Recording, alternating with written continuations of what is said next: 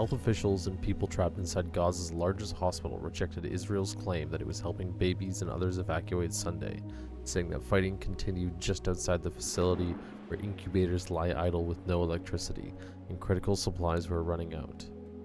Prime Minister Benjamin Netanyahu has dismissed urgent calls for a ceasefire unless it includes the release of nearly all 240 hostages captured by Hamas in the October 7th rampage that triggered the war. A day after Netanyahu said Israel was bringing its full force with the aim of ending Hamas' 16-year rule in Gaza. Residents reported that heavy airstrikes and shelling included around Shafia Hospital. Israel, without providing evidence, has accused Hamas of concealing a command post inside under the alleged compound. Let's just take a quick look here too while we're doing this. Shafia Hospital.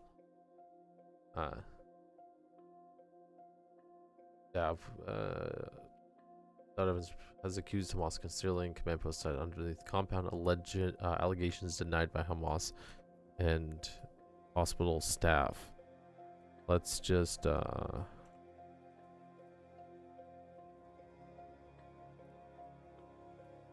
continue through this.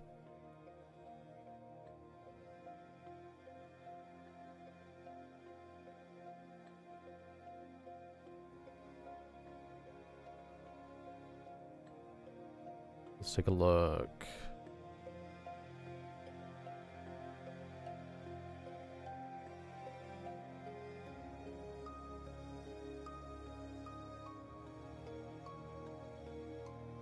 They are outside, not far from the gates, said Ahmad al-Barush, a resident sheltering there. The hospital's last generator ran out of fuel Saturday, leading to the deaths of 3 premature babies and 4 other patients, according to the health ministry. It said another 36 babies are at risk of dying. Israel's military said it placed 300 liters of fuel near Shafia overnight for an emergency generator powering incubators for premature babies and coordinated the delivery with hospital officials. But the military said Hamas prevented the hospital from receiving fuel.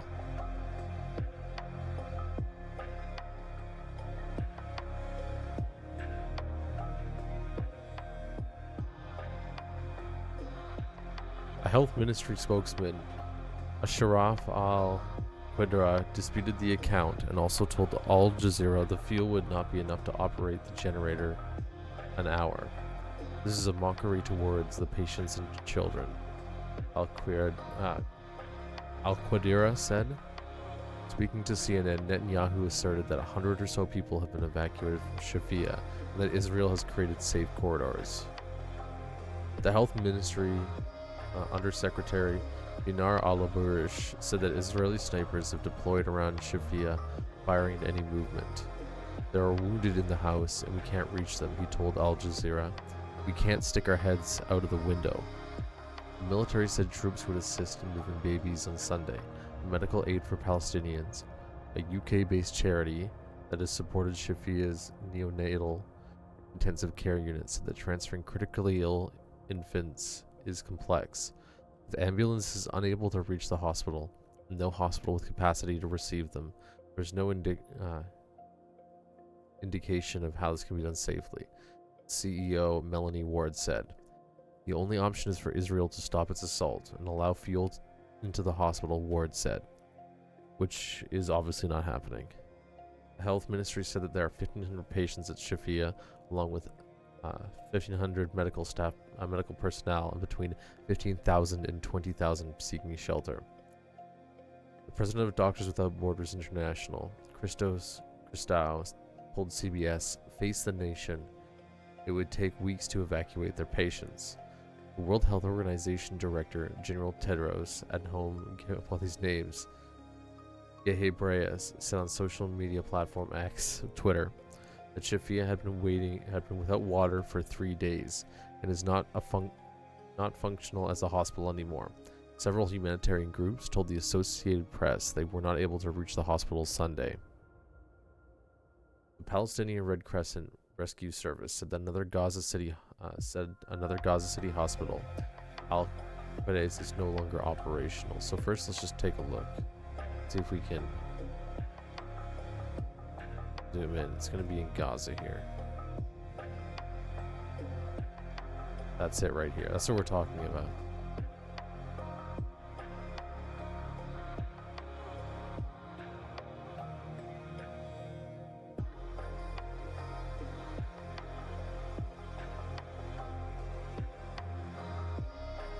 Palestinian Red Crescent Service at another Gaza City hospital, Al-Quds, is no longer operational because it's at a field with 6,000 people trapped there. Let's take a look at that. University. There should be a rule that every place referenced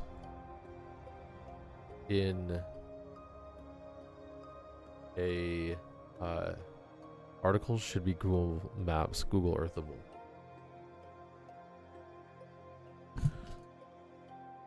Gaza's sole power plant shut down a month ago, and Israel's barred fueled imports to prevent Hamas from using them. One woman fleeing northern Gaza, Beda Shan, said she had a cesarean section at Al-Quds. The wound is still fresh, she said. The Israeli army near the hospital did not care about the presence of patients, children, women, and the elderly. They did not care about anyone. Alarm was growing. We do not want to see a firefight in a hospital where innocent people, helpless people, people seeking medical care are caught in the crossfire. President Joe Biden's National Security Advisor, Jake Sullivan, told ABC this week. Decisive international action is needed now to secure immediate humanitarian ceasefire. Amid the attacks on healthcare, the UN regional directors of the World Health Organization and others said in a statement, adding that more than half of Gaza's hospitals are closed. Muhammad Zaquote, director of the hospitals in Gaza, said the health ministry has been unable to update the death toll since Friday, as medics are unable to reach areas hit by Israeli bombardment. About 2.3 million Palestinians remain in the besieged territory. Netanyahu said the responsibility for any harm to civilians lies with Hamas. Israel's long accused the group, which operates in dense residential neighborhoods, of use of civilians as human shields. Evacuation windows, but no pauses. The U.S. has pushed for temporary pauses that would allow for a wider distribution of badly needed aid to civilians in the territory, where conditions are increasingly dire. But Israel has only agreed to brief daily periods, during which civilians can flee ground combat in northern Gaza and head south on foot along two main roads. Israel continues to strike what it says are militant targets across southern Gaza, often killing women and children. Wait, what? Israel continues to strike what it says are militant targets across southern Gaza.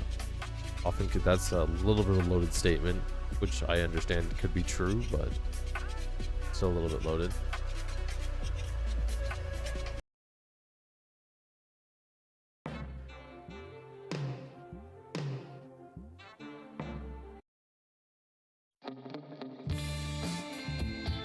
I'm gonna get some music that works with this, guys. I'm sorry.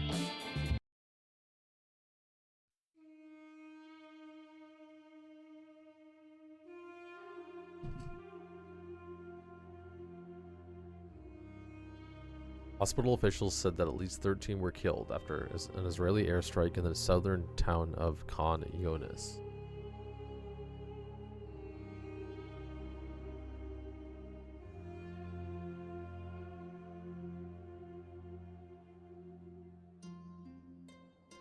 The war has displaced over 2/3 of Gaza's population. While Abu Ammar, spokesman for Gaza's border crossing, said 846 people left Gaza to Egypt through Rafah crossing on Sunday. I believe the Rafah, yeah, this is this place right down here. Nearly all were foreigners, while a few were patients from Gaza's hospitals and their caretakers. He said 76 aid trucks entered Gaza. The UN and partners have said much more were needed daily. Jordanian Foreign Minister Ayman Safadi said on Twitter that he asked European Union Foreign Chief Policy European Union Foreign Policy Chief Joseph Borrell to apply the same legal moral grounds for EU support of Ukraine to define its stand on Israel war crimes. More than 11,000 Palestinians, 2/3 of them women and minors, have been killed since the war began, according to the Health Ministry in Gaza, which does not differentiate between civilian and militant deaths. About 2,700 people have been reported missing. At least 1,200 people have been killed on the Israeli side, mostly civilians killed in the initial Hamas attack. The Israeli military said 2 or more of its soldiers were killed in Gaza, bringing the total to 48 since the ground offense began. About 250,000 Israelis were evacuated from the communities near Gaza, where Palestinian militants are still firing barrages of rockets and along the northern border with Lebanon. So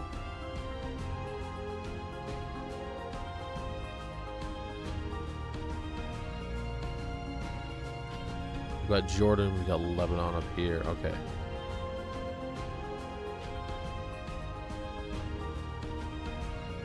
Netanyahu rejects U.S. post-war vision. Netanyahu has begun to outline Israel's post-war plans for Gaza, which contrasts sharply with the vision of the United States. He said Gaza would be demilitarized and Israel would retain the ability to enter Gaza freely to hunt down militants. He rejected the idea that Palestinian authorities, which administers parts of Israeli-occupied West Bank, would at some stage control Gaza. Secretary of State Anthony Blinken had said that the U.S. opposes an Israeli reoccupation of Gaza and envisions a unified Palestinian government in Gaza and the West Bank towards a Palestinian state, long opposed by Netanyahu's government. God, this music really sucks, guys. I'm sorry.